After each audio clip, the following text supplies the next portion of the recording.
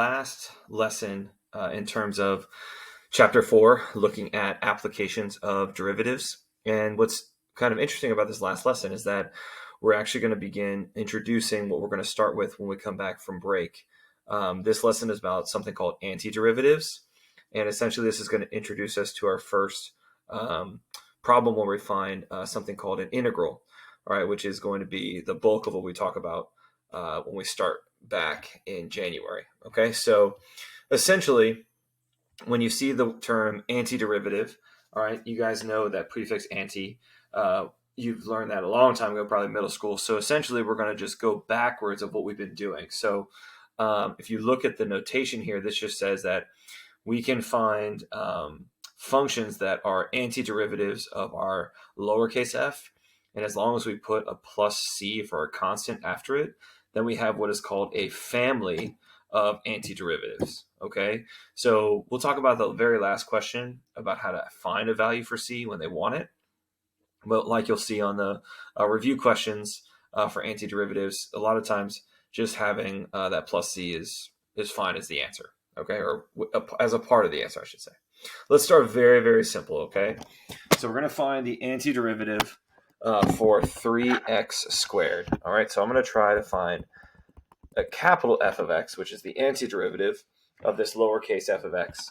So essentially what I need to do is I need to think kind of backwards from the power rule. All right, so remember when we first looked at the power rule for something like x cubed, to find the derivative of x cubed, right? If I did the derivative of x cubed, that would be 3x squared. And if you look, right, that's what we have as our function.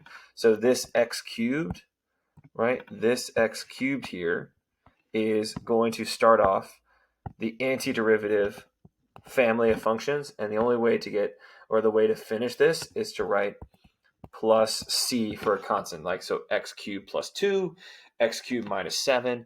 All of those, when I take the derivative of those, would give us 3x squared, because the derivative of a constant is 0. So this right here is what we call the antiderivative. Okay, let's try another one. The derivative function is the cosine of x.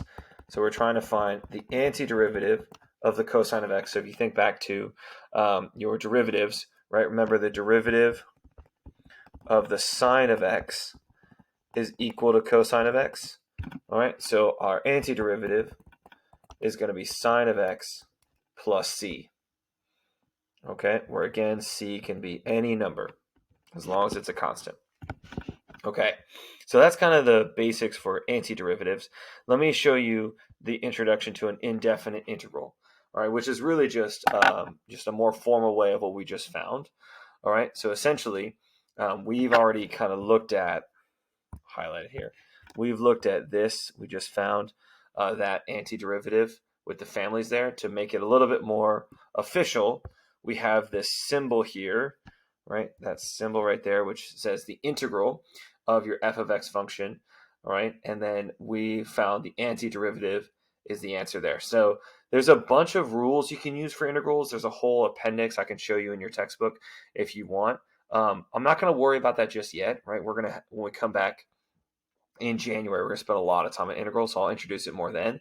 I just want to stick basics here of having your brain try to figure this out without using those tables. But when we come back in January, I'm happy to show you more with those tables, okay? So let me show you an integral of a polynomial here.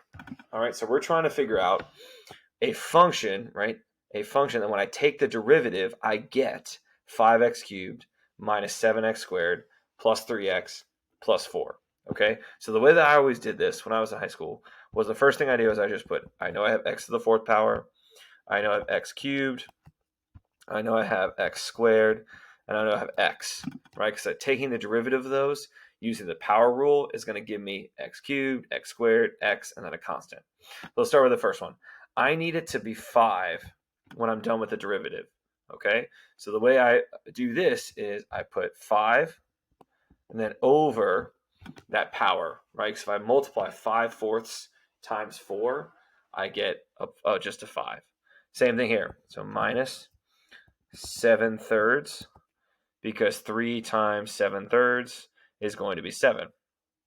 Okay, plus you can probably see the pattern here. this is going to be 3/2. 2 times 3/2 is 3.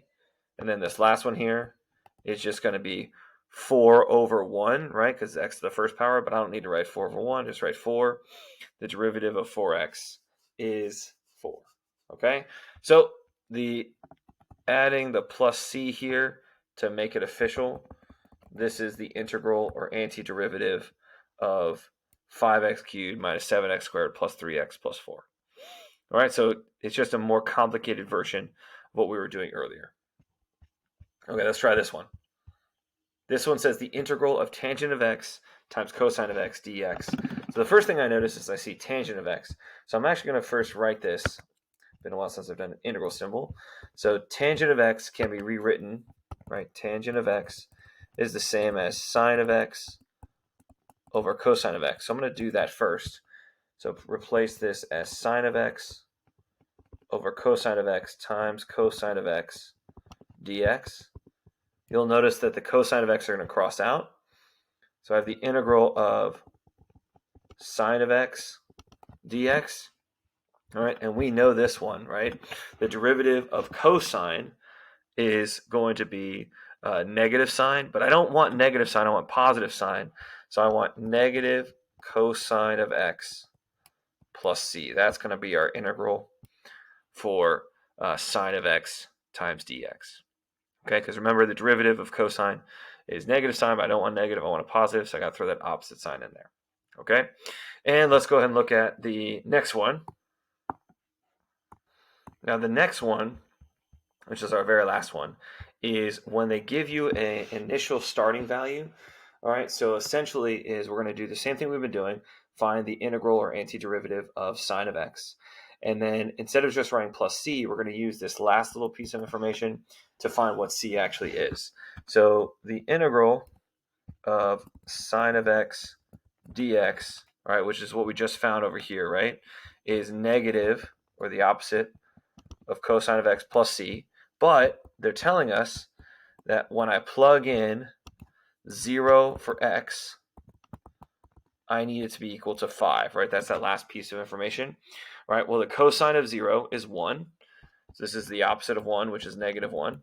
Solving for c with our algebra gives us c is 6. So this actually is not just going to be negative cosine of x plus c, but negative cosine of x plus 6. That's the only difference when they call it an initial value problem, is they give you enough information essentially to solve for that c. All right, this is a very quick lesson. Not a whole lot going on. I just want to just show you very basics and intro to what is called an antiderivative to get us ready for after break when we start looking at integrals.